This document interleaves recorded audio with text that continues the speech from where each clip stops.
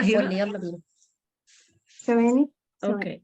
طيب دلوقتي احنا اتكلمنا عن الجانب الاجتماعي يا كوتش مروه، ده اللي ممكن ياثر في، متهيألي يعني اي ثينك ان هو الناس اللي حوالينا او الجزء الناس اللي بتعمل لنا سبورت ممكن يروح فين، صح كده؟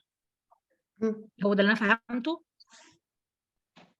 طيب اتفضلي يا فندم. ثواني معاكي يا شاهين، اتفضلي. فبقول لحضرتك، بقول لك يا كوتش بقى، احنا دلوقتي المفروض ان احنا هنتكلم على الجزء بتاع الجانب الروحاني احنا اتكلمنا عليه، وبعد كده بنتكلم على الجانب الاجتماعي. طب وماذا لو ان الجانب الاجتماعي ده فيه مشكله؟ احنا ممكن ازاي بالبوزيتيف سايكولوجي او التول اللي عندنا اللي ممكن نحقق البالانس بتاع ده؟ طيب خلينا الاول نعرف كده ان احنا برضو في اساس كده لازم نفهمه عشان نقدر نعرف الاول ازاي ان احنا نعمل علاقه في الفتره اللي احنا عندنا فيها صدمه. علاقه، معلش يعني ايه علاقه؟ بس الاول وضحي للناس، ما يعني هو هل ينفع اصلا ما انا لسه جايه لك خليه في في الكلام. ريليشنز في التوقيت ده؟ اني اكون in a relationship يعني ايه؟ انا ربنا بيخلقني بعلاقه، يعني ربنا بيخلقني عن طريق زوج وزوجه، تمام؟ وبعدين باجي الدنيا في علاقه، يعني باجي الدنيا ومعايا اب وام وممكن اخوات وممكن عيله، وتفضل الدوائر تكبر اللي هي دوائر العلاقات. فدي فطره ربنا اصلا خلقنا عليها، خلق الدنيا كلها على الفطره دي. اكيد. تمام. طيب يبقى انا كده من مكوناتي الناس، انا من مكوناتي الناس. فالمشكله اللي بتحصل هنا ايه بالنسبه للناس اللي بيبقى عندها تروما او الناس بيبقى عندها صدمه؟ ان بتقول لك مثلا الكلاينت بتيجي تقول انا مش عايزه اعرف حد، انا مش عايزه اقعد مع حد، انا عايزه اقف على رجليا، انا مش عايزه احتاج لحد تاني، فلان شمتان فيا. طبعا انا الدنيا من غير ناس ما تداس. بالظبط. انا اتطلقت والناس خايفه مني، الستات خايفين مني لا اخد جوازهم. في بقى في حاجات كتير عماله بتدور في العقل كده. لكن سبحان الله ان حتى في القرآن ربنا قال فاعبدوا الله ولا تشركوا به شيئا إحسانا وبذي القربى واليتامى والمساكين والجار والمساكين والجار الجنب والصاحب بالجنب وابن السبيل لآخر الآية. كل دي ناس علاقات. ربنا أمرنا بالظبط، ربنا أمرنا بالإحسان ليهم. فما بالك أنت في صدمة، وإحنا أصلا في أمر إلهي نازل إن إحنا نعتني بيكي في الوقت ده. بس في الحالة دي مين الناس اللي أنا أروح لهم لو أنا في حالة صدمة؟ الناس طب أنا اللي مش هي قادرة أروح لحد بتعرف وأنا في حالة صدمة، مش قادرة، أنا مش قادرة، لا سيبوني لوحدي. الكوميونتي بقى، الكوميونتي اللي حواليا، الناس اللي المفروض أبويا، أختي، خالتي، صاحبتي، الناس دي مهمة قوي كده، ولا أنا أعرف أوفركم لوحدي، أعرف أموف أون لوحدي؟ لا ما فيش حد بيعرف اصلا، هو بيبقى متخيل ان هو لوحده، بس لا هو ما بيبقاش لوحده، هو بيبقى حواليه ناس. ابسط شيء انا لو ما لقيتش حد حواليا خالص بروح لكوتش، بروح لدكتور، بروح للثيرابي. في النهايه العنصر بتاع الناس مؤثر، لا حد ان اصلا ده ضد طبيعه وفطره الحياه طبعا. بس هي مين الناس اصلا بالفطره؟ لان انا شايفه ان هو ده اللي هيحس بيا، هو ده اللي هيفهمني، هو ده اللي هيفهم الوجع اللي انا فيه. فانا كده رحت لحد. طب ولو ما رحتش لحد، ما ايه اللي بيحصل؟ ما الناس بتكتئب وبيحصل لها مشاكل في الحياه، ما هو بسبب كده. بس احنا هنا محتاجين ان احنا ناكد هي مين الناس دي اللي انا ببقى محتاجه ان انا اروح لهم.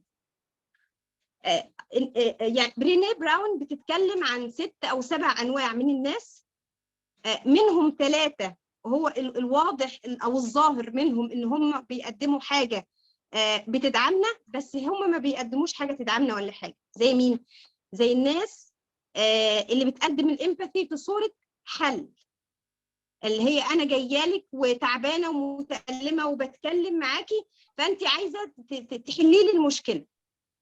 او الناس اللي بتقول لي اجمدي وقفي على رجليكي واجمدي، انت جامده انت قويه. او اللي بيقولوا مثلا الراجل ما بيعيطش، ما تنزلش دموعك، ما تبينش ضعفك قدام حد. الناس دي، او الناس اللي هي قاعده طول الوقت بقى تطبطب، يعني مش تطبطب عليا، لا الطبطبه دي مهمه، ان هم يبقوا قاعدين انا حاسه بيك. الناس اللي بيقدموا الشفقه والناس اللي بتقدم العطف، انا حاسه بيك قوي، انا عارفه اللي انت بتمر بيه. وهو بيقول كده بس هو واضح على تصرفاته ان هو ولا هو حاسس بيها ولا حاجه. امال مين الناس اللي بتقدم الامباثي دي؟ الناس اللي هي بتلاقيها بتقول لك ياه هو انت شايل كل ده، ياه ده حمل تقيل عليك قوي. انا صحيح مش حاسس باللي انت فيه ده، بس انا معاك، بس انا جنبك. او حتى او الناس اللي هي الفيزيكال، لغه الحب بتاعتها الفيزيكال تاتش، الناس اللي بتحضن، الناس اللي بتطبطب، الناس اللي بتمسح كده على الكتف وبتمسح على الراس. الرسول عليه الصلاه والسلام كان بيوصينا على المسح على راس اليتيم. ما اليتيم ده، هو اليتيم ده ايه؟ ما اليتيم ده في التروما وفي كرب مستمر معاه لحد ما بيكبر. فربنا، فالرسول عليه الصلاه والسلام وصانا عليه بالمسح. المسحه اللي احنا بنقدمها دي بتعمل له هيلينج، بتعمل له، الرسول عليه الصلاه والسلام وصانا عليه عشان كده. المسحه دي فيها هيلينج. جسمي اشعر والله يا مروه، وحياه ربنا جسمي اشعر. فاحنا محتاجين ان احنا نتعرض للعلاقات. فالناس اصلا اللي بيبقى عندهم ريزيلينس عاليه، البوزيتيف سايكولوجي بيتكلم عنهم وبيقول ان هم اصلا بطبيعتهم بتبقى علاقاتهم الاجتماعيه كويسه. ولكن الناس اللي بيبقى تروماتيك وعايشين في التروما محتاجين يتعلموا الحاجات دي، محتاجين ان هم يروحوا للناس اللي هم بيثقوا فيهم وبيحسوا ان هم لما بيتكلموا معاهم طبعا بيتسمعوا. اللي هو انا جاي لك عشان تحس ان انا متألم، انا مش جاي لك عشان تجيب لي حل، ولا جاي طيب لك مروه، كوتش مروه، انا عايزه دلوقتي لو حضرتك هتدينا روشته للناس اللي ممكن تكون عدت بصدمه ومرونتها النفسيه زيرو، الناس اللي ما عندهاش اي خبره ودي اول صدمه بالنسبه لهم، سواء فقد او طلاق او طفل صغير او ريفر. لان النهارده احنا بنتكلم من منظور علم النفس الايجابي، وكمان شويه صافي هتكلمنا في العلاقات، وكمان شويه زهره هتكلمنا في الاطفال. فاكيد في حاجات موست كومن كده لما بنبقى مزنوقين قوي وبنعيط وتعبانين لازم نطلع كده روشته. فلو حبيتي تديلنا روشته عن how to increase your resilience، ازاي تبقي elastic كده، ازاي الجزء ده ما ياثرش فيكي، ازاي تستعيني بالله بشكل كويس، لان ساعتها احنا بندخل في خصومات. ليه يا رب حصل لي كده؟ اشمعنى انا اللي حصل لي كده؟ ونبتدي ندخل بقى في حته منطقه مظلمه كده، كهف مظلم ما بنطلعش منه بسهوله. فعايزه حضرتك بس تدينا كده هنتات ازاي ان انا ازود المرونه، وازاي ان انا احط التول دي مع التول دي فاعمل توليفه كده. اول شيء في حاجه اسمها الناريتيف سايكوثيرابي، اللي هو العلاج بالسرد. في دكتور مش متذكره اسمه، ولكن هو اللي طلع البحث ده، عمل عليه دراسه قويه جدا، ان احنا لو قعدنا نكتب عن الصدمه بتاعتنا لمده 40 يوم متواصله، في نهايه ال 40 يوم بيحصل لنا هيلينج من الصدمه دي، وبنقدر ان احنا بيبقى قدامنا خيط امل كده ان احنا نقدر نقف على رجلينا. يعني زي ما هم بيسموه كده النمو ما بعد الصدمه.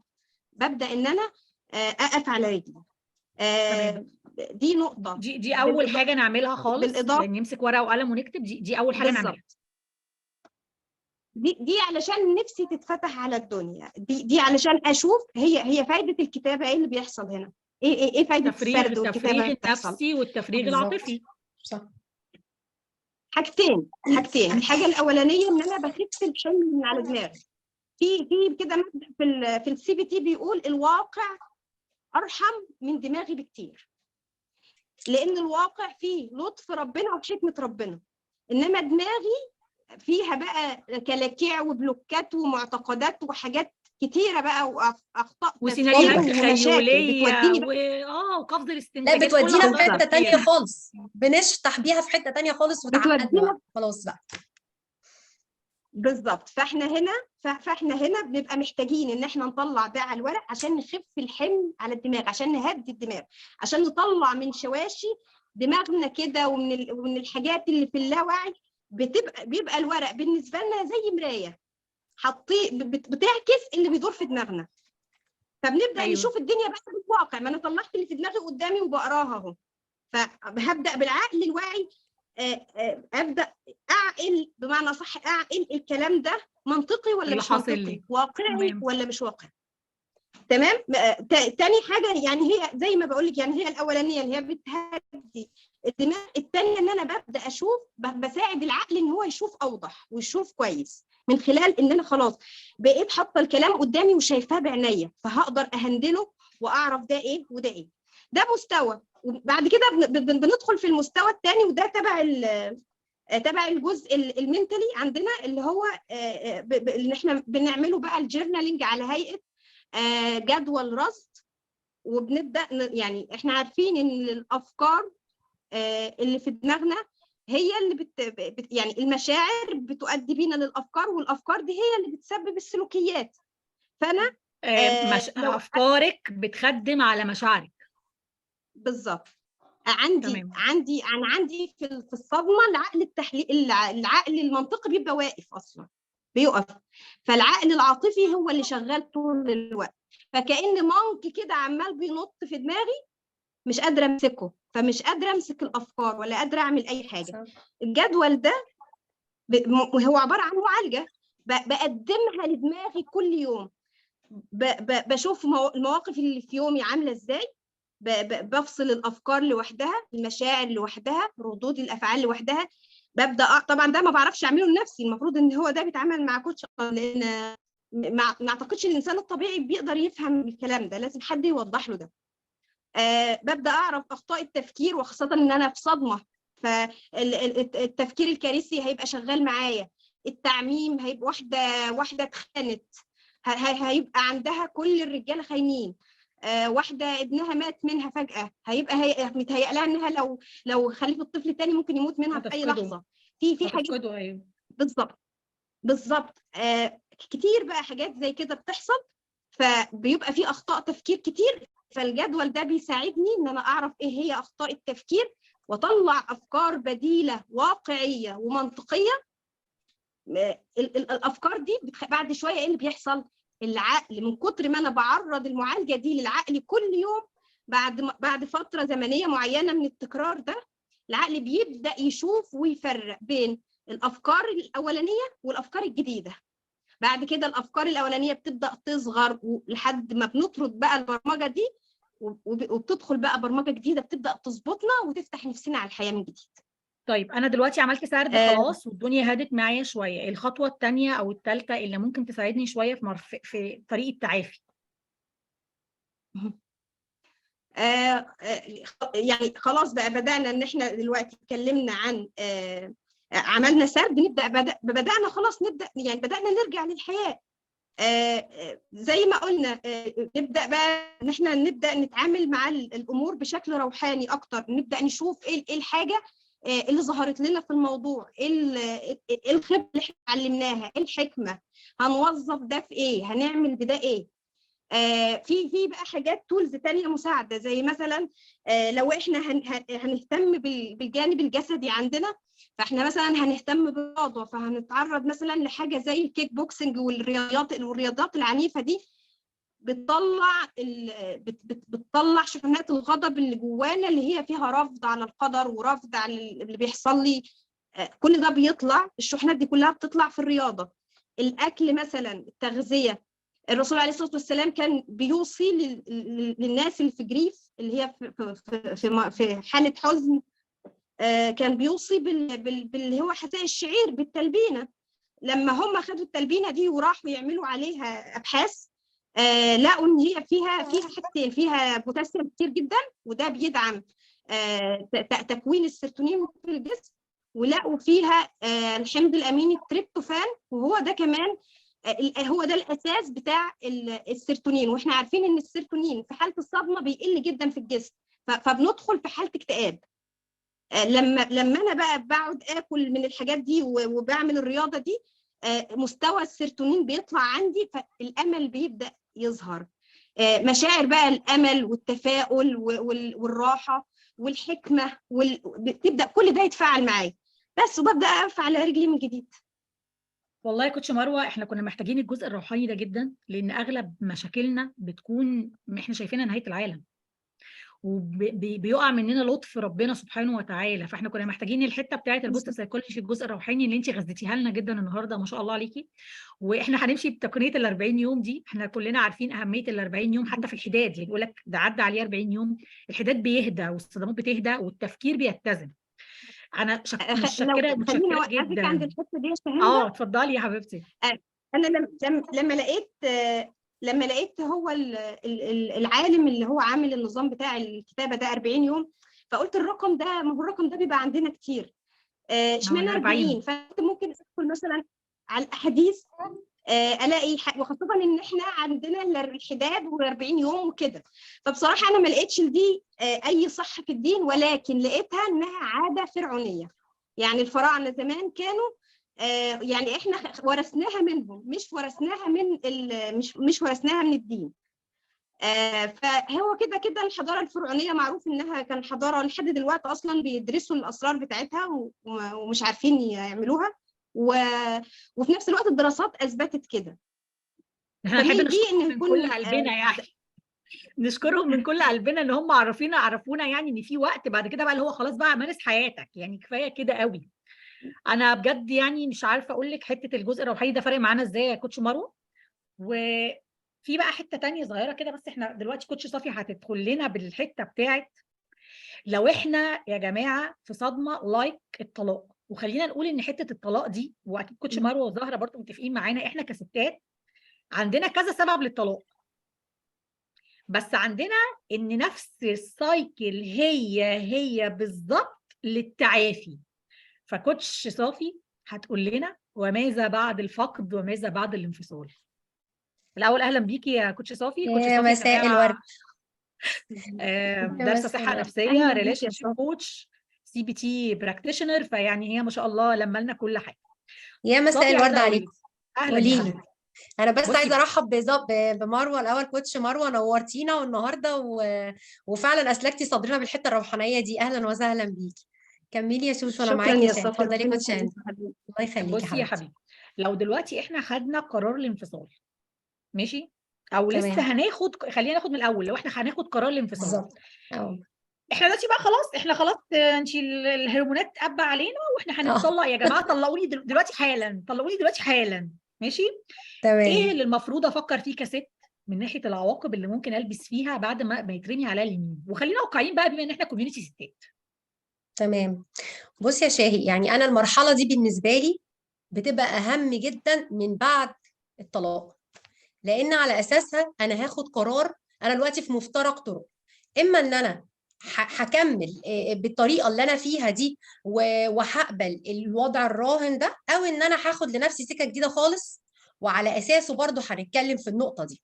طب دلوقتي انا خلاص واصله لمفترق طرق وحاسه ان انا فعلا عندي كده حجر كده على قلبي، انا مش عارفه اتعامل معاه مع الطرف الثاني ده. اول حاجه لازم اسال نفسي واقف، هو انا في العلاقه دي فعلا عايزه اتطلق لاسباب حقيقيه ولا الاسباب وهميه؟ خلينا نكون واقعيين. احنا فعلا كستات احيانا بنكبر الحاجات الصغيره، بنشوفها بعين كبيره جدا. في حاجات كتيره جدا بتاثر علينا جوه الجواز، واولها النهارده خلينا برضو نكون واقعيين، السوشيال ميديا، فيسبوك، الواتساب والمشاكل اللي بنشوفها حوالينا بتاثر علينا. يعني انا ممكن جدا اسمع من جارتي مشكله، اخدها اطبقها عليا في البيت، الاقي ان جوزي مقصر، وهو ممكن لا يكون مقصر ولا اي حاجه، ولكن في نفس الوقت انا شفت ان هي شايفاها بحاجه كبيره عندها، اجي اطبقها عندي. كل بيت وله نموذج يمشي عليه، كل بيت وله نظامه. ما ينفعش ان انا اخد النموذج اللي حضرتك ماشيه عليه في بيتك واطبقه على علاقتي بجوزي. لا، اقف بقى قدام نفسي هنا، هو انا فعلا دي مشكله حقيقيه؟ يعني دي مشكله تصنع طلاق؟ خليكي عقلانيه وحقانيه كده مع نفسك. انت طبيب نفسك ولا بنكبر المسائل بس؟ اقف قدام نفسي، هو انا حمل الطلاق؟ انا كست النهارده مش كل ست تصلح للطلاق مهما كانت العيشه اللي عايشاها جوه بيتها سيئه. لو انا ست معايا 3 4 عيال وما عنديش مصدر دخل وما عنديش اي وسيله عمل بدخل منها اي حاجه، حضرتك انا هاخد ال3 عيال دول واروح بيهم فين؟ هروح محكمه الاسره، حضرتك هتاخدي كام وهتعيشي ازاي؟ انا كمحاميه النهارده جايه لك من واقع محكمه الاسره وبقول لك ان ايه ده قضى ومفيش منه اي حاجه، حتى لو خدت ما بتاخدش الا بعد كذا سنه وبتكون اتمرمطت ومرمطت الولاد اللي معاها. هل انت عندك الكفاءه لده؟ ضن.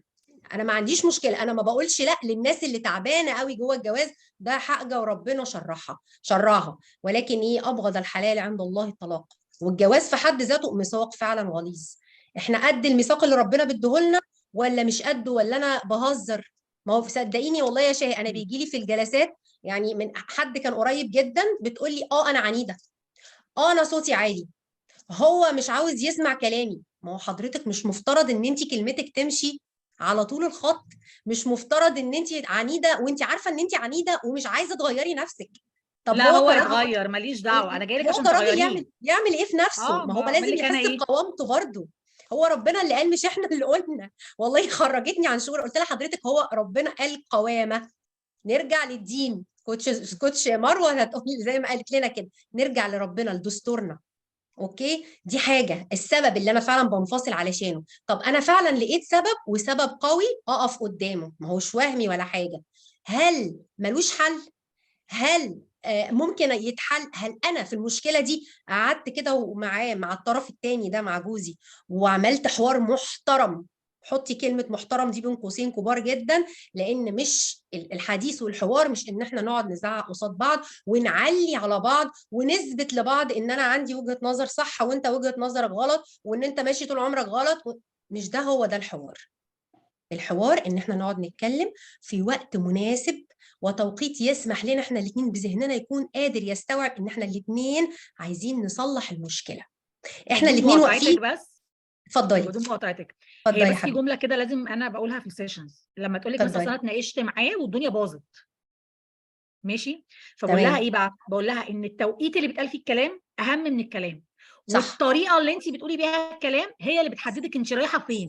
صح جدا. صح فده جدا، ما انا ينفعش حبيت اعمل يكون هايلايت. احنا في شكله، احنا في خناقه دلوقتي ومختلفين على وضع معين ونقعد نقول قصاد بعض لا هو لازم دلوقتي هنحل المشكله. لا، ما فيش حاجه اسمها كده. في حاجه اسمها ان انا اختار فعلا التوقيت المناسب اللي انا عايزه احل فيه المشكله.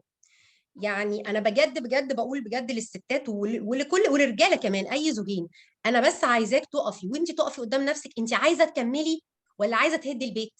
لو احنا عايزين نكمل احنا الاثنين واقفين على نفس الخط، مش انا وانت واقفين في نص في وش بعض، احنا مش بنتخانق، احنا عايزين نكمل، احنا هدفنا واحد، احنا هدفنا اسره، احنا هدفنا الولاد اللي احنا جبناهم، او انا وانت حتى بصرف النظر عن الولاد، احنا تحملنا مسؤوليه بعض، احنا مش بنعلي على بعض، مش داخلين نشاكل، مش داخلين معركه، لما انا اغلط انت تسامحني ولما انت تغلط انا هسامحك. يعني لو نرجع فعلا لدستور ربنا هيبقى فيه غفران وتسامح وسعه صدر، حاجات كتيره قوي. لكن حته طيب ان احنا قاعدين لو نعلي على انا بعض تودينا في حته تانيه. لو انا دلوقتي بقى اتفضلي. خلاص عملت كل اللي الكوتش صفي ده قالت عليه، وانا طبعا حلو. هسمع كلام الكوتش بتاعتي بقى، وانا ماشيه بقى بخطه علاجيه. في جزء استني بس يا شيء يعني صغير جدا، اه موضوع ان انا ارجع لمتخصص، دي حاجه مهمه جدا، ما هياش جزء للفضفضه. الكوتش ده يعني في وقتنا الراهن ده اصبحت العلاقات حوالينا مش كلها سلسه، يعني مش كل الناس تقدر تديكي نصيحه سليمه، لكن الكوتش ده بيبقى عنده ايه، بيبقى عنده تولز كده هو دارسها، يقدر يساعدك يجيب طرف الخيط ويرتب لك افكارك ويرتب لك حياتك، فدي بند مهم جدا. طيب اتفضلي انا كملي. رحت المختص، وبصي بقى يا كوتش، انا بصراحه عملت كل الخطه العلاجيه، بس انا حلو. لسبب او لاخر انا قررت انفصل. تمام. وجات لك واحده في التوقيت ده قالت لك خلاص انا قررت ان انا انفصلت، والموضوع ما اصبحش كما يبدو، تمام. ده الموضوع طلع صعب قوي. بنعمل معاها ايه؟ بصي ازاي يا شاهد اجهزها خلاص. لحياتها الجديده بقى؟ تمام. بصي يا كوتش يعني هنا احنا خلاص هو ايه، وقعت الواقع، حضرتك ايا ما كان اللي حصل ده اختيارك، انت اخترتيه بناء على قراراتك انت. تمام. طيب اتقبل بقى فكره ان انا انفصلت، اتقبل الصدمه في حد ذاتها. في الاول بيبقى الموضوع صعب ويبقى فيه انكار، وانت يعني هتفهمينا دلوقتي مراحل الصدمه، لكن فكره الانكار في حد ذاته دي بتبقى موجوده.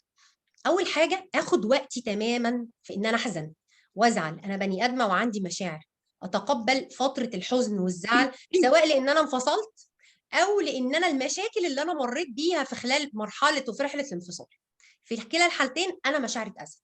ادي اول حاجه، لازم اتقبل الفكره. تاني حاجه اشتغل بقى على نفسي. يعني ايه اشتغل على نفسي؟ احاول اكتشف نفسي اللي جوايا، اعرف واقدر نفسي كويس قوي واحترمها، انها استحملت كل هذه الضغوط والاعباء دي. ليه بقول نحترم ذاتنا ونقدرها؟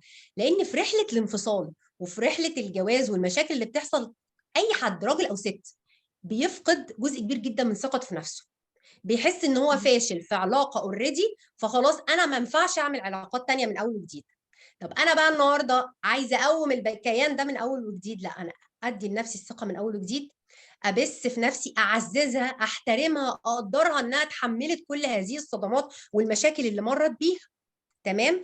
اطلب المساعده، مش عيب ابدا ان انا اطرق باب فعلا كوتش واطلب المساعده، اقول له انا محتاجه ان انا اقف على رجليا من اول وجديد. اكتب. موضوع الكتابه زي ما كوتش مروه قالت لنا ده مهم جدا، ان افرغ مشاعري كلها على الورق واعرف امسك بس الحاجه حتى اللي انا مضايقاني وتعباني نفسيا، وبعد كده اتعامل معاها. اخد وقتي زي ما قلنا في الاول، اخد وقتي في ان انا احزن، اتعامل على مشاعري واقدر ذاتي واحترمها. تالت حاجه ان انا اطلب المساعده. اهم حاجه بقى ان انا ابدا اكتشف نفسي من اول وجديد، زي كاني باخد دش كده وبنزل بقى كل الحاجات السلبيه وكل الحاجات الوحشه اللي انا خدتها في السكه، وبرسم كائن جديد بالمواصفات اللي انا عايزه اعملها من جديد. اشتغل على شغفي، اخد كورسات، اكتشف مهاراتي اللي كانت مستخبيه في وسط الشكل والزحمه اللي كنا عايشين فيها، ارسم نفسي زي ما انا عاوزه اعملها، اعمل علاقات جديده. الصحبه مهمه جدا في المواقف اللي زي دي. ما اروحش لحد سلبي وارمي نفسي في حضنهم، يا غلبانه يا مسكينه يا عيني يا اللي حصل لي يا اللي عمل لي، دي بتشد لتحت وبتوقع، اكتئاب واحباط تماما. اعمل ايه طيب كمان؟ ابتدي بايه؟ انت كده اقبل نفسي. بصي يا صافي، انا مش ممكن هعمل اي حاجه، انا مش عارفه ابتدي بايه. تقبل الصدمه، حته ان انا اقبل اول مرحله في مرحله التعافي، ان انا اقبل نفسي زي ما هي كده. انا كده تمام قوي، بدات اخش في التعافي والتشافي. ولازم اكون فاهمه ان انا عندي مشكله، انا مش جايه اهزر ولا ايه يعني انا اتطلقت ده انا جامد ده انا بطل ده انا اسد ما فيش مني وانا هشيل واهد الدنيا خالص. احنا بني ادمين، من حقنا نقوم ونقع. لازم اتعافى علشان اقدر اعمل علاقات جديده. اوعي تخشي في علاقه جديده وانت لم تتعافي، والتعافي مرحله مهمه جدا. ريباوندنج بقى، ريباوند بقى، بالظبط. ونقابل بقى، نتقابل ان شاء الله في النهائي بتاع اصل سابني تاني. لا كده احنا هنهد تاني. مش بالظبط تاني يا بنتي، يا بنتي، ما انت لسه تاني خارجه من مفيش، العلاقه، ما انا قلت الحق نفسي. ما ينفعش نخش في علاقه جديده ابدا. اتفضلي. الحته بقى اللي احنا دايما بنجهلها بقى، او يعني انا بقول نجهلها، مش نغفل عنها، بنجهلها بالكامل. هو لو في طرف ثالث ممكن يحاسب على المشاريب بتاعتنا، عيالنا. العيال يا كوتش زهره الحقينا بقى. ازيك يا حبيبي؟ كل سنه وانت طيبه. ازيك الاول ازيك يا وبرحب زهره؟ كوتش مروه، منورانا بجد، منورانا. ده انت اللي منوراني النهارده يا زهره حبيبتي. من فتره انا تعرضت لصدمه، ورغم ان احنا دارسين ومطبقين وبنتعامل مع كلاينتس، الا انه لما الحاجه بتيجي عليك انت بتحصل لك هزه وبتبقي محتاجه اللي يفوقك. عشان كده احنا حتى ككوتش بتلاقينا بنروح لبعض، لان احنا في النهايه مهما درست ومهما مريت، اللقطه بتاعت ان الموضوع عندي انا ده بيبقى مختلف. مريت بصدمه، وكانت صدمه فقد حد قريب عليا جدا، واتصرفت مع ولادي عكس اللي انا بقوله للناس كلها. هبتدي باللقطه دي عشان اوريكم ازاي ولادنا بيبقوا حاسين باي حاجه. بدات اعزل كل الاوقات اللي انا بيجي لي فيها انهيارات، اعزل نفسي عن ولادي، ابقى متخيله ان انا لو ما شافونيش بعيط هيبقوا احسن، ما اظهرش ابدا حزني، ابقى متماسكه وجامده وقويه وبتصرف وبنروح وبنيجي طول الوقت. فجت في يوم بنتي وقالت لي ماما، هو انت ليه مش عايزانا نشوفك زعلانه؟ هو انت منين بتعلميني طول الوقت ان انا اظهر مشاعري؟ وانت طول الوقت كل ما بيبقى عندك مشاعر بتكتميها وما بتخليهاش تظهر. بنتي عملت موقف في الوقت ده، موقف غريب جدا. اولا بدات في نفس الوقت ده بدا يجي لي منها شكاوي في المدرسه ان البنت بتنفجر وبتغضب وبتدخل في نوبات غضب. بدا يجي لي منها مشاكل هي من نفسها، انا مش عايزه اروح الدرس، مش عايزه اروح اقابل اصحابي، انا بكرههم، دول ما بيحبونيش. كوتش زميله ليا قالت لي زهره بنتك مش حاسه بالامان لان انت بالنسبه لها مصدر الامان، وهي حاسه ان انت عندك مشكله وانت عماله تعزلي نفسك عشان ما تبينلهاش، بس هي حاسه بيه جدا. هدخلك من الدخله دي لازاي نتعامل مع اولادنا في الصدمات. اول نقطه ما تعملوش اللي انا عملته، انك تعزل وانك تخبي وانك ما تبينش وانك تحاول انك تبين ان الدنيا ماشيه تمام وانه الامور كويسه. ده كله بيجيب نتيجه عكسيه تماما، لانه هو مش صغير، هو فاهم. مهما كان العمر من اول الطفوله المبكره ومن اصغر المراحل، الطفل بيحس ان في خلل ما، والخلل ده بيضرب قيمه مهمه جدا عنده اللي هي قيمه الامان. امانه بيتهز هزه عنيفه جدا. فلما انت تتعامل مع الامان ده اللي هو ايه، لا مفيش حاجه، لا الدنيا تمام، لا مش عارفه ايه، هو ده ما بيطمنوش. الامان في الموقف ده انك تقف وتقول له احنا عندنا مشكله، المشكله دي 1 2 3 واحنا متعرضين لهزه قويه جدا، واحنا الاثنين هنقف ونعدي منها. هنا الامان. طب خلينا نقسم الصدمات، وبالنسبه للولاد بالذات في مرحله المراهقه، الطفوله المبكره والمراهقه، اكبر صدمتين بيتعرضوا لهم اما صدمه الفقد، لو كان حد طبعا من الوالدين بتبقى قويه جدا، وساعات بيبقى كمان الفقد لو الجدات او الاجداد قريبين كمان بتهز الولد. وبعد كده صدمه الطلاق. خلينا نتكلم الاول على الفقد. من اول الطفل اول ما يوعي، انا ما بقولش غير اللي حدث في كلمات بسيطه جدا. الشخص يفضل لا قدر الله لو الاب او الام احدهما اللي فقد، الطرف الثاني من الوالدين اللي يتكلم. لو الطرف الثاني عاجز عن الكلام، بيبقى اقرب حد الخاله العم، اقرب حد. كلمات بسيطه جدا. يا ابني فلان مات، من غير اي تجميل او تزيين او تحوير او اي حاجه. مات يعني ايه او توفى يعني ايه، حسب المرحله السنيه. طبعا لو مراهقين هيبقوا فاهمين، لو اصغر يعني مش هيكون موجود معانا، يعني مش هيجي، يعني مش هنروح، لا. الخبر ده بيتبلغ امتى؟ لانه دي الغلطه اللي احنا بنقع فيها، ان احنا بنقع تلاقي كده الام والاب فصلوهم ال3 ايام بتوع العزاء او ده، والولد قاعد وما يعرفش اي حاجه، هو فاهم ان الدنيا مقلوبه ومحدش بيقول له حاجه. تروح لبابا، تروح لماما، خير ان شاء الله. في دراسات اثبتت انه مشاركه الطفل، طبعا حسب المراحل السنيه، احنا مش بنتكلم عن المراحل الصغيره قوي، بس نقدر نقول من اواخر الطفوله المبكره والمراهقه، مشاركته لتفاصيل واحداث اليوم مهمه جدا جدا. في ولاد في ناس كبيره بتجيلنا تروما من فقدها لناس في سن صغيره بسبب انها انعزلت. فهو انت متخيله انك ال3 ايام دول او اليومين دول او اليوم ده بعداه انت مشغله زي ما مروه قالت، هو بعيد عن الواقع اللي ممكن يبقى فيه لطف ربنا ورحمه ربنا، وشايف امه وشايف سند جدته وشايف سند عمه، وسايباه مع افكاره بيرسم سيناريوهات انت ما تعرفيش مدى بشاعتها ومدى صعوبتها. يعني زهراء بصي، انا عايزه اضيف حاجه بس، او عايزه اسال عن حاجه. طبعا هو انت كده تقصدي تقولي ان هو كده اتعرض لصدمتين، صدمه الاساسيه وصدمه اللي انك انت خبيتي عليه، فهو كده عنده دبل تروما؟ التغبيه انا عايزه افهم بس. انت سايباه لسيناريوهاته، انت سايباه لنفسه. يعني هو ممكن في الواقع يشوف امه بتعيط، بعدين سكتت، بعدين تمسكت، بعدين جده، فاهمه قصدي؟ انما هو لو هو بعيد عنك، هو انت سايباه لسيناريوهات مختلفه تماما، لقصص واحداث وافكار عماله تتسجل، انت لا تدري عنها شيء. يعني اللي جوه عقله ده انت لا تدري عنه اي شيء. احنا بنكون متخيلين ان احنا كده اصله مش هيقدر يستحمل. طبعا بحدود ما، انه لازم يشارك ولو ساعه ساعتين في تفاصيل اليوم. ليه؟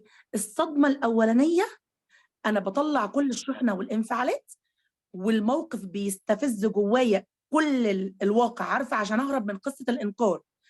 انا عشان ما انكرش انا لازم اعيش فيه، اشوفه بتفاصيله. فبيقلل عندي السايكل اللي انت هتشرحها لنا بعد شويه شاهي بتاعه الحزن، بيقلل عندي اضطراب ما بعد الصدمه. الطفل بيوقن انه حصل، طبعا على حسب المرحله السنيه وعلى حسب مين اللي واقف جنبه وقادر يسنده. يبقى لو فقد انا بقول له في جمل بسيطه، بشاركه قدر الامكان في تفاصيل اليوم على قد المرحله السنيه بتاعته. اخر حاجه بعملها في الفقد ان انا بوري له ان مشاعري عادي جدا، عادي انهار وعادي اقع على الارض وعادي اصرخ وعادي، لان انا بوريه كويس قوي دي مشاعر طبيعيه هتخرج.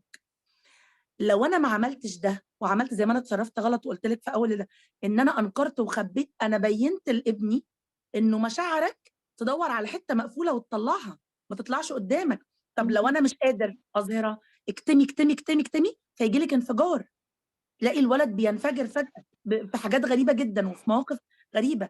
كان عندي كلاينت قالت لي امه انه فضل طول المرحله بتاعت فقدان ابوه تقريبا شهر متماسك، وفجاه في يوم هات تيشيرت كذا لا ما اتغسلش، نزل تكسير في الاوضه كلها وما بقاش حد قادر عليه.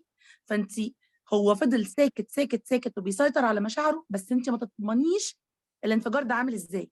حتى الولد ده هو ستيل انه خرجها في مرحله، طب وات اف انه ما طلعتش، اتخزنت في صوره تروما، اتخزنت في صوره حاجات زي ما مروه قالت، قناعات وافكار عماله تطلع تتخزن جوايا وانا لا ادري شيء، انا ما اعرفش عنها اي حاجه. انا بس كل اللي هشوفه بقى في طب حياتي ايه الجايه هي هتطلع ازاي. الريد فلاجز اللي لو موجوده تبتدي تخافي؟ طيب الريد فلاجز 3 حاجات هقولهم لك اساسيه: ان الولد ساكت ما بيتكلمش، او ان الولد بيلعب ومبسوط ومقضيها ولا كأن في اي حاجه. الحاجتين يعني هو دول لو مبسوط ما يكونش طبيعي؟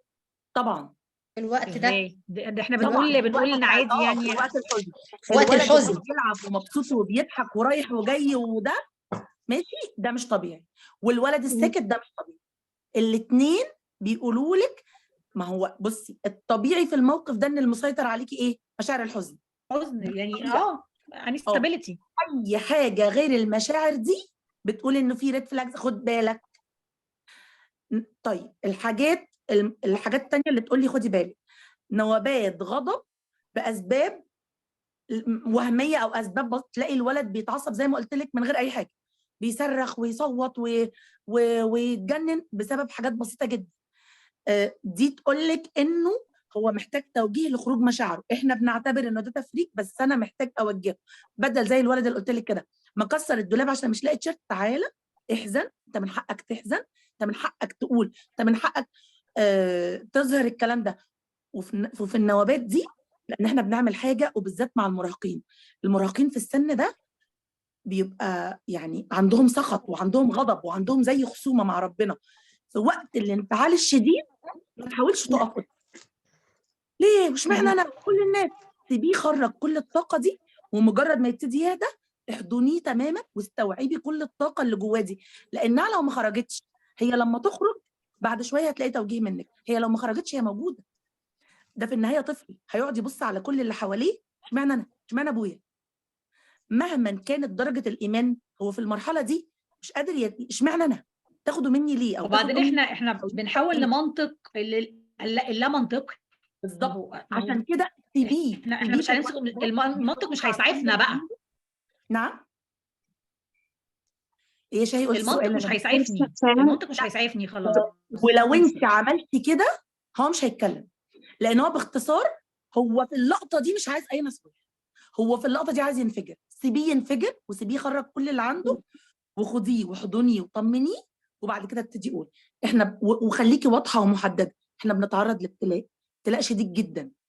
ابتلاء خلى سيدنا محمد لما تعرض للفقد بكى، وهو اكتر الناس رضا بقضاء ربنا. فكون انه حزن وبكى وجلس يبكي في وسط الصحابه، ده معناه انه ابتلاء شديد شديد شديد عليه. هل ده ما يعنيش انه راضي؟ راضي. فاهمه قصدي؟ تعرض لابتلاء قوي جدا. احنا في ابتلاء، وابتلاء قوي جدا، والابتلاء ده ربنا بيختبرنا بيه. عشان كذا الشخص ده ان شاء الله في مكان احسن، وابتدي اقول له من حقك تزعل، من حقك تعبر عن من مشاعرك، من حقك تقول اللي انت حاسس بيه، من حقك انك تغضب وتصور، بس في النهايه المبتلى الصابر هو ده اللي ربنا سبحانه وتعالى هيقف معاه. المبتلى الصابر هو ده اللي ربنا هيخفف عنه. طيب ايه العلامات اللي ممكن نعم. تقول ان الولد تعافى؟ ان هو الولد تعافى دلوقتي كويس، يعني ماشي، الدنيا عدت بس ما اكتملتش، بقت كويسه من علامات بدايه ساعات التعافي تقلبات ايه المزاج. الساينز اللي تقول كده؟ هقول لك من علامات الاريافه. التعافي تقلبات المزاج، احزن واغضب واهدى واثور واتحرك واعزل نفسي واشتغل وانزل المدرسه واقعد. التقلبات دي بتقول ان انا بتحرك. خلاص. التعبير ان هو بيجي يكلمك، انا وحشني قوي يا ماما، انا كان نفسي اشوفه قوي، انا كنت عايزه كذا. دي من علامات ان انا بدات اعدي مرحله الانكار ومقر ومعبر مشاعري. من علامات كمان التعافي انه، ودي علامه غريبه جدا، ان انا الاقي بيجي له ضعف في مستواه الدراسي، بيجي مشاكل منه. ده طبيعي، دي كلها مراحل نفسيه بتدل ان الولد عارفه انت كده اب اند داونز كده، احنا بنتحرك وبنطلع وبننزل.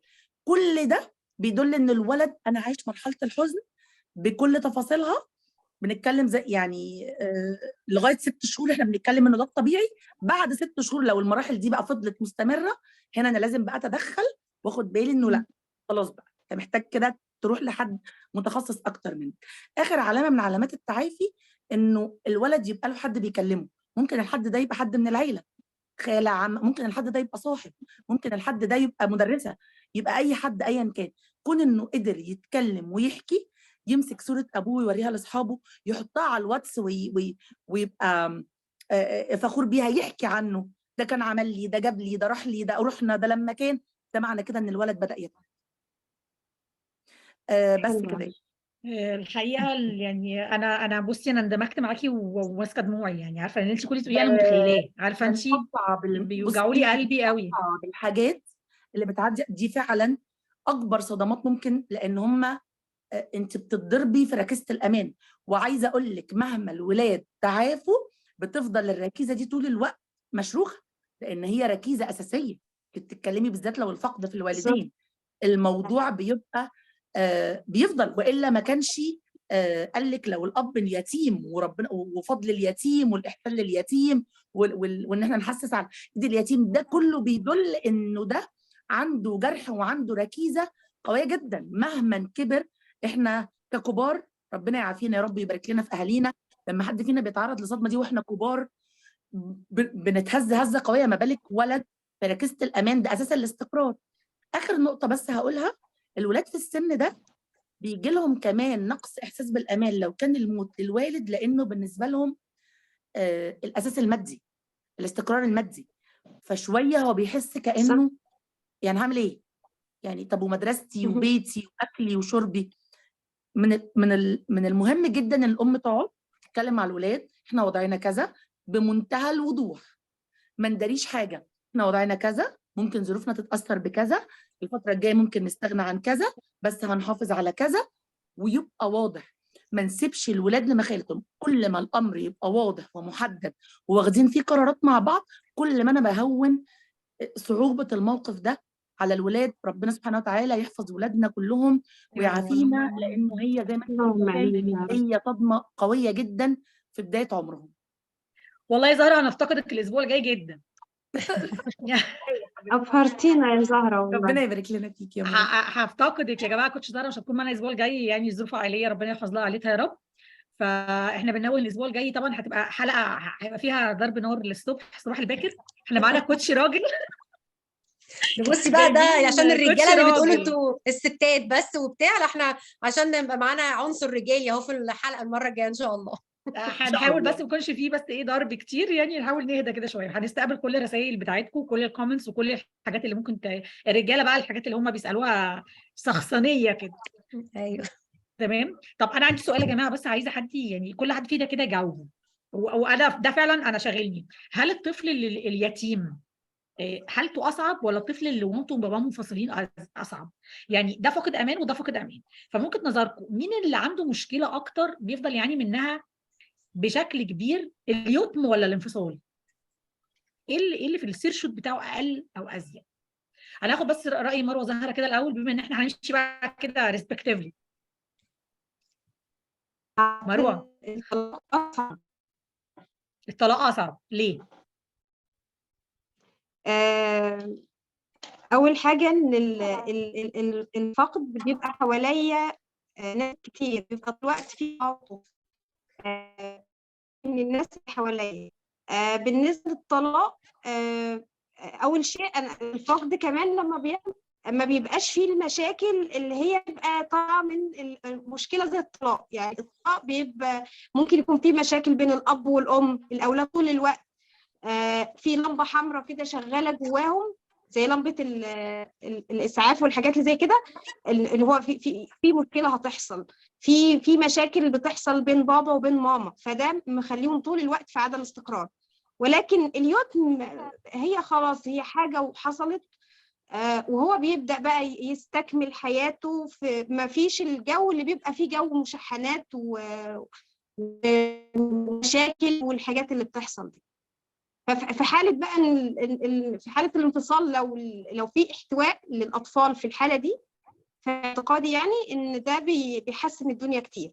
بس لو الطلاق على الوضع اللي احنا بنشوفه ده، وبيبقى فيه مشاكل والمهازل اللي بتحصل بين الأب والأم، طبعا يبقى الطلاق أصعب من اليتم بكتير.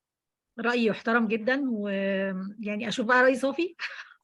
محكمة بصي الأسرة بقى صافي بقى ايوه، ما نعمل انا إيه؟ هقول لك. بصي يعني هو ربنا قال لنا ان يتم الاب، ماشي، يتم الاب بس. حلو. في حاله الانفصال ده بيبقى الولد او البنت الطفله بيبقى في حاله صراع نفسي، ودي بتبقى ازمه عظيمه جدا. انا من وجهه نظري الشخصيه اليتم ارحم منها، لان هنا الا من رحم ربي، يعني من كل 100 واحد هتلاقي حاله الطلاق الاب والام محترمين وبيتعاملوا مع الولاد على ان هم يعني كيان منفصل عننا احنا الاثنين ككبار، ما عرفناش نتفاهم او انت كميتك غير كميتي، بس دول كائن خلاص جيل الدنيا احنا محترمين جدا وعلى دماغنا. لكن حلو قوي. هنا ده الا من رحم ربي. لكن الصراع النفسي اللي الولاد بيكونوا فيه والمشاكل بقى اللي حواليه اللي بتربي جوه الطفل عقده من وهو صغير ناحيه الجواز وناحيه الاب او ناحيه الام، دي اصعب بكتير قوي من حاله فقد الاب يعني في حياته او الام.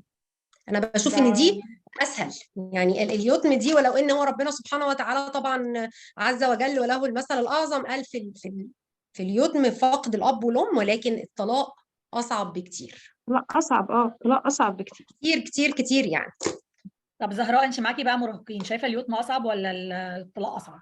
بصي يا شاهي، ما بتتحسبش كده، بتتحسب بحاجات كتير قوي. بتتحسب الطرف الداعم في حاله اليتم حالته عامله ازاي، قادر يسند ويعوض الاحتياج ولا لا، ولا اتطحن في الحياه وما بقاش هو اصلا، هو نفسه عنده صدمه فمش قادر. بتتحسب مدى قرب الشخص المفقود من الولاد ومدى ارتباطهم بيه. بتتحسب من علاقته نفسها، في ولاد عايشه في ذكرياتها مع ابوها. لسه كنت بسمع من طفل بريب 3 بيقول انه انا ما شبعتش، انا ما لحقتش اشبع منه. انا كان نفسي انه يشوفني في كذا، كان نفسي يشوفني في كذا، كان نفسي يشوفني في كذا. الاحساس ده هيفضل احساس بالاحتياج. اتلبى ازاي؟ في اطراف دعم كان وقفت شالت شويه على ده ولا لا؟ الطلاق برضو ماهوش ستاندرد زي ما البنات قالوا. في طلاق بيتم انه الاب والام ايوه على كذا، وفي طلاق الاب والام بيضربوا ببعض واخدين الولاد سلاح كل واحد فيهم يشده. في اب بيذل الام بالمصاريف وام بتذل الاب برؤيته للولاد، فهي ما تقدريش تاخدي لها قاعده. في حاجات كمان الطفل نفسه ممكن يبقوا اخين، واحد تقبل الفقد وتعامل معاه، وواحد لسه محبوس في بوتقه الاب. فهي الموضوع ما لهوش راي قد ما ليه ظروف وملابسات واحداث كتير جدا. ولكن اليتم بيفضل احساسي. يعني انا شايفه ان الطلاق، انت لما بتشوفي الاب والمشاكل اللي عملها شويه شويه بيتربى من جواكي احساس بالصدمه. بس شويه شويه انت بتبقي عارفه ايه. حتى تلاقي الاولاد اللي هم منفصلين بعد كام سنه يقول لك ايه، انا عارف ان ابويا مش هيعمل لي حاجه. انما اليتم انت بتعيشي دايما في سؤال وات اف كان موجود. طب لو كان موجود دلوقتي كان عمل لي ايه؟ طب لو رجع لي دلوقتي كان عمل لي ايه؟ طب لو شفته دلوقتي. انا بقى عندي وجهه نظر معاكسه ليكي. انا متفقه معاكي من حيث المبدا، بس انا بقى وجهه نظري ايه؟ وجهه نظري الانفصال اصعب شويه من اليتم. ليه بقى؟ لان احنا كده كده لما بيبقى عندنا فطره، احنا سبحانه وتعالى ربنا فطرنا ان في اب وام وده الدعم. فوات اف لو الفطره دي اتغيرت فبينشا عنها حاجه اسمها سلوكيات تكيفيه. اليتيم عنده سلوكيات تكيفيه، والولد اللي بيسيب اللي بيسموه المفارق، الولد المفارق بيبقى عنده برضه سلوكيات تكيفيه. طيب بنحكم ايه؟ بنحكم ازاي بقى؟ زي ما انت قلتي الموضوع individual variation. في ناس يتم عندهم موضوع كويس، في ناس مفارقين عندهم موضوع كويس. طيب البوينت فين بقى؟ انا وجهه نظري ان اليتم اهون. لان كون انك ما شفتيش هينط في دماغك سؤال وماذا لو كان ابويا وامي عايشين. لكن الموضوع اصعب بقى لو انا مثلا طلقت ولقيت ابويا جاب ولاد وامي جابت ولاد وفي مفضلين. طبعا احساس المقارنات مميت بقى. طبعا يعني انت مش موجود فانا هحط السيناريو اللي يعجبني، انك اب حلو، انك اب قاسي، صح. انك بتوديني باريس، انك صح. بتوديني المنيا. لكن فكره ان انا الاقي مفضل او مفضله وحد تاني بيسموه سارق حياتي واخد حقوقي. يا سيدي ما فيش مفضلين، بس في واحد مثلا مش معايا لما احتاجه، او واحده قررت تسيبني عشان تتجوز. فكره اللي هو وقوع البلا احسن من انتظاره، لا هو البلا واقع فعلا. صح. فانا وجهه نظري ان الطلاق فعلا فعلا اصعب. محتاج يا جماعه، يعني مش سيشنز، محتاج محاضرات. ان اهدوا شويه، في حاجات تتحل والله، في حاجات تعدي، وفي حاجات خلاص فيما عدا بقى ان انت خلاص جربتي وقررتي طبعا مع السلامه وشكرا. بس خدي بالك لان انت ساعتها هتحتاجي انك تلبي احتياجات ولادك كأب وأم. دبل. والست بتعرف تبقى أب وأم، لكن الراجل لا، صح. ما بيعرفش يبقى أب وأم، ودي مصيبة بقى. يعني الرجاله لما تحب تلوي دراع الست تقول لك انا هاخد منها عيالها، يعني حضرتك هتعرف تبقى ام؟ يعني ده مش حتى من الناحيه البيولوجيه يا فندم مش هتعرف تعمل ده. صح. انا يعني فرحانه بيكم جدا النهارده من الحلقات الحلوه. احنا عايزين يقولوا كده احنا حقيقة. سلطنا، يعني جالنا الوحي، نزل علينا الوحي كلنا النهارده. دي حقيقة. جميلة انت يا شيهان، ربنا يبارك فيكي يا حبيبتي يا رب. احنا هنفتقد كوتشي زهراء شكرا الاسبوع يا الجاي، شيهان على الإدارة الجميلة دي للسيشن. ومروه والله العظيم انت نورتينا جدا. موضوع الجانب الروحاني مهم، موضوع ان انت بتتكلمي عن الريزيلينس من ناحيه الناس اللي محتاجه في الشهر بتاع الرحمه ده، الرحمات اللي بتنزل على الناس في الشهر الكريم ده، محتاجه يتقال لنا لا، في حد موجود بيسمعك في اي وقت، جنبك في اي وقت، مش محتاج وقت عشان تاخد منه ميعاد، ولا محتاج تستأذن عشان تدخل عليه. فشكرا من قلبي، شكرا يا صافي. عايزه اضيف موقف. طبعا اتفضلي. شاهين، عايزه اضيف موقف حصل معايا على الحته بتاعه الامباثي دي، وان انا اكون في علاقه كويسه مع الناس اللي انا بحبهم. اختي كان ابنها متوفي، وكان عنده 7 سنين، وكان طالع من رحله مرض، ويعني كان بالنسبه لها روحها كده. وطبعا وموته جه فجاه، ما جاش يعني بمقدمات، جه فجاه. فانا ركبت ورحت لها، وانا كنت في الفتره دي انا بمر بازمه نفسيه شويه، بس انا بطبيعتي ما بحبش احكي لحد حاجه. فتخيلت في عز الالم اللي هي فيه، لاحظت عليا انا ان اللي انا فيه مش هو ده، يعني مش هو حزن ان انا زعلانه على ابن اختي ان هو توفى، او عن اختي الحزينه، لا، في حاجه تانية مأثره عليا. فجت في وسط اللي بيحصل ده كله، جت سالتني، قالت لي مالك انت عامله كده ليه؟ انت فيكي حاجه متغيره. فانا في طبيعتي ما بحبش اقول لحد، بس اول مره في حياتي انا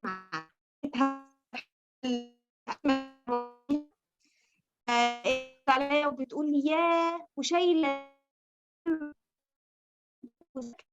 الكلام ده ليه اليوم. بس ما بحبش اشارك، لقيت حد بيقول لي احبيكي الموضوع عن تخيلوا اذا كنت عملت هي اللي المفروض ان احنا نبقى حواليها نعمل لها سبورت، فهي في عز ده هي اللي عملت السبورت. ففي ناس كده هي محبه ودوده، الجماعه بتوع طيب 2 دول اللي هم تلاقيهم كده الود والاخلاص والحب طالع منهم. فبجد يعني هي بس مش الكلمتين دول، بس مش مجرد ان هم طبطبوا عليا، الكلمتين دول غيروا حياتي كلها. يعني انا حياتي من اليوم ده تقريبا لحد النهارده متغيره بسبب الكلمتين دول. فالناس اللي فعلا اللي بتقدر تقدم تعاطف دي حاجه جميله جدا. ربنا يبارك لك. انا عايزه اضيف حاجه عن الامباثي والسيمباثي. كان زمان يتقال لنا في شغلنا، انا اشتغلت 12 سنه سلزجيه، كنت بشتغل في السيلز، فمن ضمن الكلام اللي كان بيتقال لي ايه؟ don't show empathy with a client، ما تظهريش تعاطف مع الكلاينت. ما كنتش فاهمه ليه، تمام؟ فكنت اقول لهم ايه يا جماعه، لا حرام، ده الراجل مش هيدفع دلوقتي، هيدفع بعد 6 شهور، وطلعت عبيطه يعني كده. بس انا اطلعت من الموقف ده بحاجه بقى، ايه؟ ان في فرق بين الامباثي والسيمباثي. الامباثي ان انت يا عيني يا حرام يا ابني يا غلبان كده. السيمباثي بقى انك بتتعاطف معاه، اللي هو يا عيني يا حرام، هنعمل ايه؟ اللي هو find a solution، بتلاقي له حلول، مش بس بيصعب عليك، لا انت بتدور له على حل، زي ما اختك عملت معاكي كده.